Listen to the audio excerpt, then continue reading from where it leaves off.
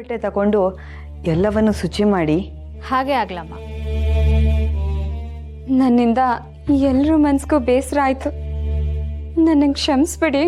ಅಯ್ಯೋ ಬಿಡ್ತು ಅನ್ನಕ್ಕ, ನೀನೇನು ಬೇಕು ಅಂತ ಮಾಡ್ದ? ನಿನ್ನ ಜಾಗದಲ್ಲಿ ನಾನಿದ್ದಿದ್ರೂ ಅದೇ ಆಗ್ತಾ ಇತ್ತು. ಎಲ್ಲ ಭಗವಂತನ ಇಚ್ಛೆ ಅಲ್ವಾ, ಏನಾಗಬೇಕೋ ಅದು ಹಾಗೆ ಆಗುತ್ತೆ. ಪ್ರಾಣದೇವರ ಪ್ರಸಾದ ಸ್ವೀಕರಿಸೋ ಅದೃಷ್ಟ ನಮ್ಗಿರ್ಲಿಲ್ಲ ಅಷ್ಟೇ. ಮಗು ಇರೋ ಮನೆ ಒಳ್ಳೇದಾಗ್ಲಿ ಅಂತ ಕೊರೆಯೋ ಚಳಿಲಿ ತಣ್ಣೀರು ಸ್ನಾನ ಮಾಡಿ ಅಭಿಷೇಕ ಮಾಡ್ಕೊಂಡು ಬಂದ್ವಿ. ಆದರೆ ಹೋಗ್ಲಿ ಬಿಡಿ ಆಚಾರ್ಯರೇ, ಹಾಗಿದ್ದಾಗೋಯ್ತು. ಕೊರಗೋದ್ರಿಂದ ಪ್ರಯೋಜನ ಇಲ್ಲ. ನೀವು ಸ್ನಾನ ಮಾಡಿ ಪ್ರಾಣದೇವರಿಗೆ ಒಂದು ತಪ್ಪು ಕಾಣಿಕೆ ಕಟ್ಟಿ, ಖಂಡಿತ ಅವನು ಕ್ಷಮಿಸ್ತಾನೆ.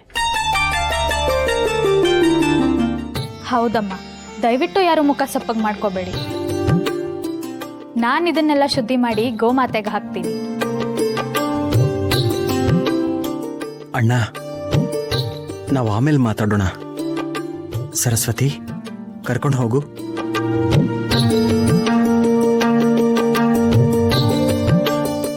ಶ್ರೀನಿವಾಸ, ಪದ್ಮ ಬಾ, ಮಡಿ ಬಟ್ಟೆ ಕೊಡ್ತೀನಿ.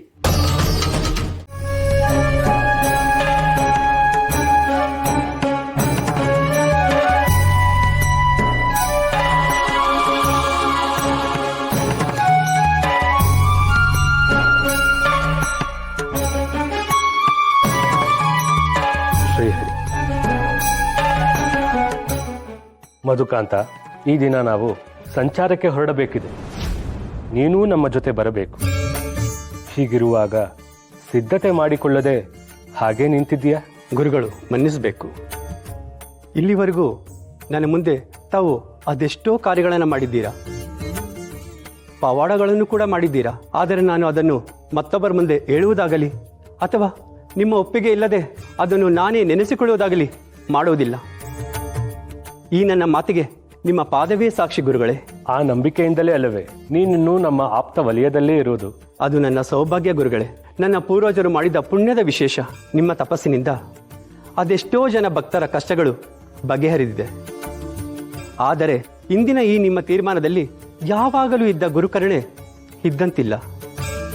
ಗುರುಗಳು ನನಗೆ ಸಲಿಗೆ ಕೊಟ್ಟಿದ್ದೀರಿ, ಹಾಗಾಗಿ ನಾಲ್ಗೆ ಉದ್ದ ಮಾಡ್ತಿದ್ದೇನಂತ ತಾವು ಭಾವಿಸಬೇಡಿ. ನಿಮ್ಮಿಂದ ಕನಸಿನಲ್ಲಿಯೂ ಕೂಡ ತಪ್ಪು ನಡೆಯುವುದೆಂದು ನನಗೆ ಚೆನ್ನಾಗಿ ತಿಳಿದಿದೆ.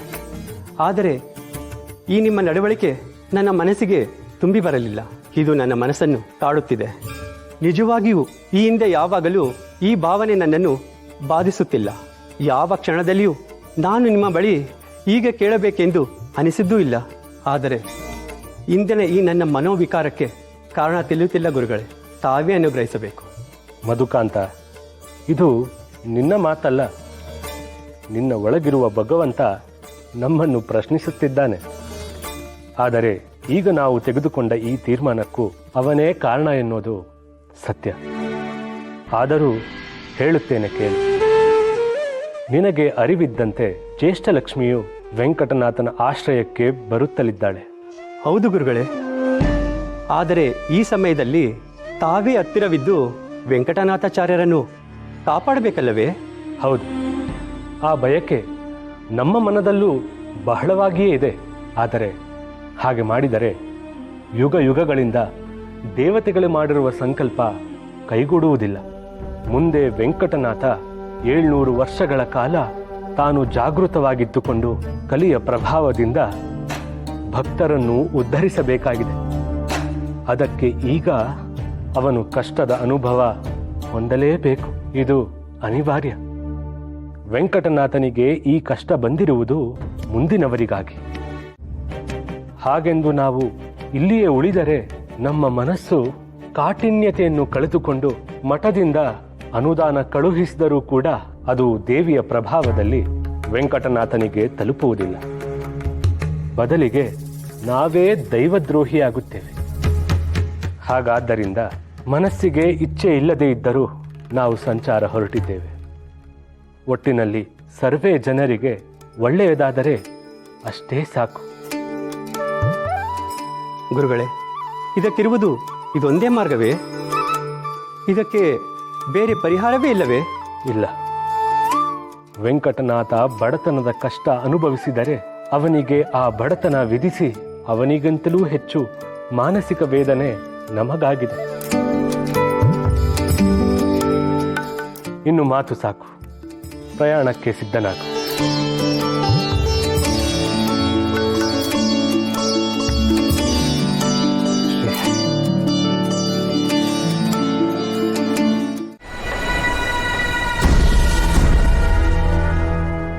ಸರಿ ಸರಿ, ಅವರು ಪೂಜೆ ಕೂತಿದ್ದಾರೆ, ಅಭಿಷೇಕಕ್ಕೆ ಹಾಲು ಕೊಡಿ. ಆಯ್ತಮ್ಮ.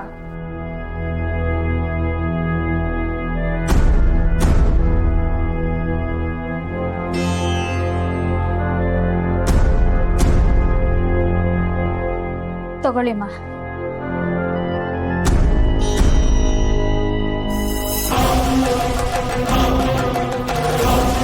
ಶ್ರೀಹರಿ, ಈ ಹಾಲು ಒಡೆದೋಗಿದೆ.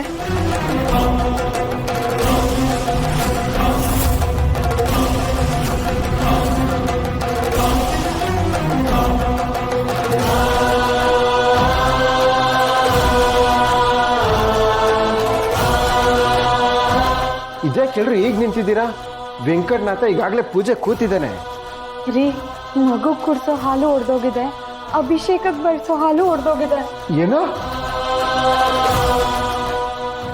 ಏನು ಹೇಳ್ತಿದ್ದೆ ಕಮಲ? ನಿನ್ನೆ ನೋಡಿದ್ರೆ ನಾವು ತಂದಿದ್ದ ಪ್ರಸಾದ ಚೆಲ್ಲೋಯ್ತು, ಆಸೆಯಿಂದ ಮಾಡ್ಕೊಂಡು ಬಂದ ಸಿಹಿ ಖಾರ ಅಳಿಸೋಯ್ತು.